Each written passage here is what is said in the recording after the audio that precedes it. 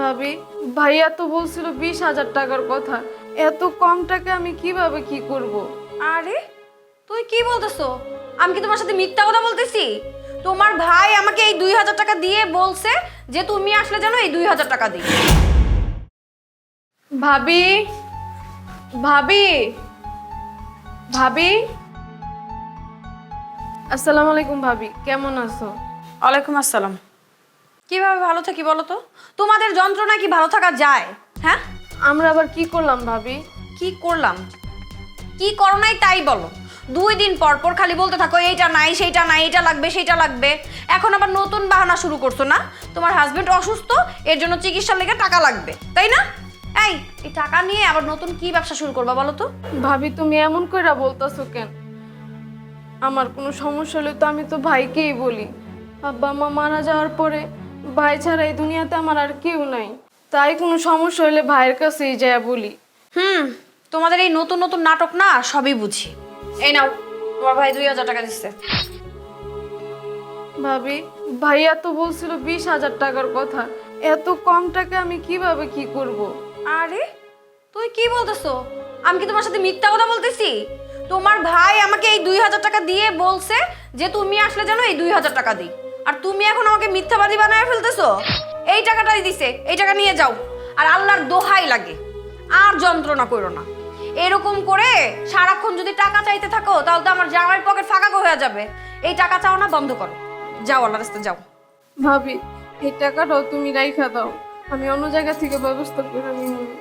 আমি আর কোনোদিনও তোমার সংসারে বোঝা হতে আসবো না ভাবি। আমি চলে যাচ্ছি। যত ঢং, আমার কাছ থেকে টাকা নিতে আসছে। কিভাবে টাকা নাস আমি দেখবো। যাক, বেঁচে গেল আমার 2,000 টাকা।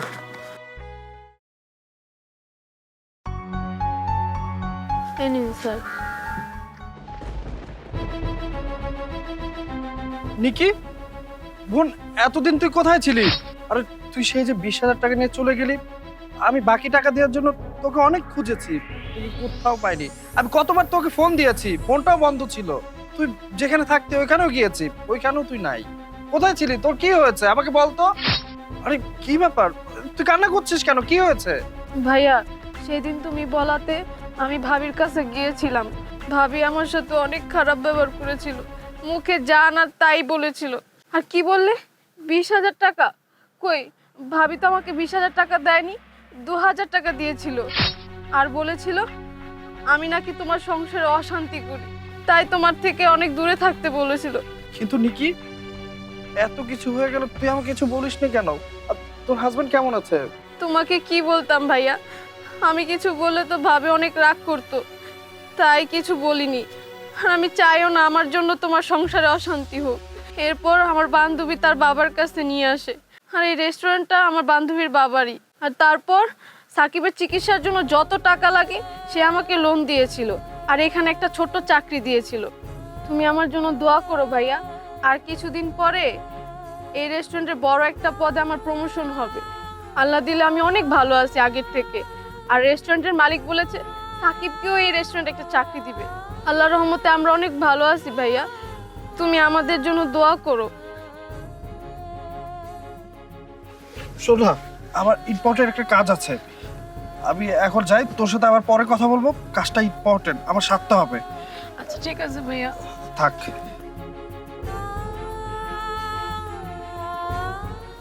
আরে ভাবি, আজকেও আমি যাবো শপিং এ, কিছুক্ষণ পরে বেরো। আচ্ছা, আমি আপনার সাথে পরে কথা বলছি। কি ব্যাপার, তুমি চলে আসছো?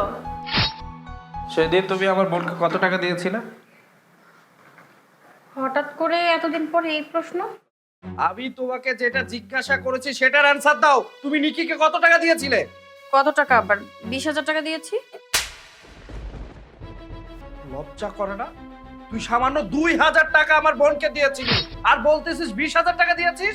এই টাকা কি তোর বাবার বাড়ি থেকে নিয়ে আসছিলি নাকি? হ্যাঁ, দিতে কষ্ট হয়? টাকাটা আমার বোন টাকা চেয়েছিল, টাকাটা না দিয়ে 2,000 টাকা দিয়েছিলি।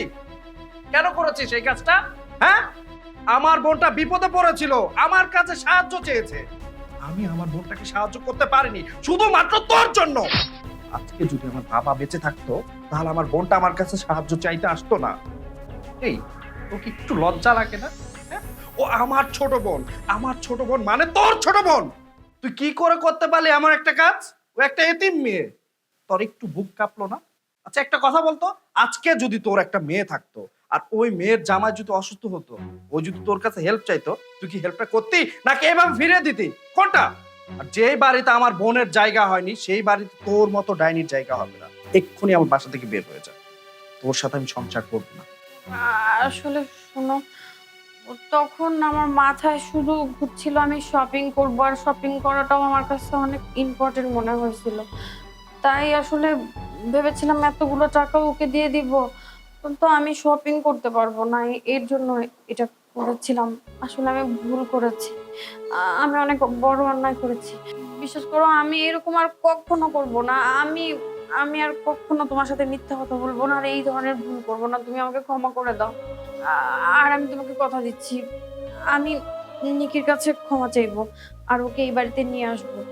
আর ওই যে 20,000 টাকার কথা বলছো, ওই টাকাটাও আমি ওকে দিয়ে দিব।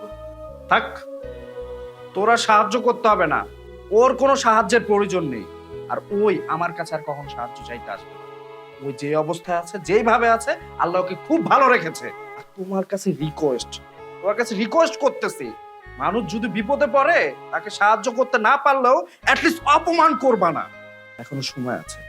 মানুষের মতো মানুষ হও, মানুষকে সম্মান করতে শিখো। দেখো, আমি তো মানছি আমি ভুল করেছি, তুমি আমাকে ক্ষমা করে দাও। আর আমি এরকম ভুল করব না। আমাকে তুমি মাফ করে দাও, রাগ করে থেকো না প্লিজ। দেখো, নিকি যখন এই কথাগুলো বললো তখন আমি ভেবেছিলাম তোমার সাথে সংসার করব না, কিন্তু তুমি যেহেতু তোমার ভুলটা বুঝতে পেরেছো, আমার আর এখানে কিছু বলার নেই। কিন্তু তোমাকে একটা কথা বলে দিচ্ছি, নেক্সট টাইম এমন কোনো কাজ করবে না যেটাতে আমি কষ্ট পাই। যাই হোক, তুমি যেহেতু তোমার ভুলটা বুঝতে পেরেছো, আমি এতেই খুশি। এমন কাজ আর কখনো করো না। বন্ধুরা, আমাদের ভিডিওটি কেমন লেগেছে অবশ্যই কমেন্টে জানাবেন। আর ভিডিওটা লাইক, কমেন্টস এবং শেয়ার করে দিবেন। আর নিত্য নতুন ভিডিও পেতে আমাদের পেজটা অবশ্যই ফলো করে দিবেন।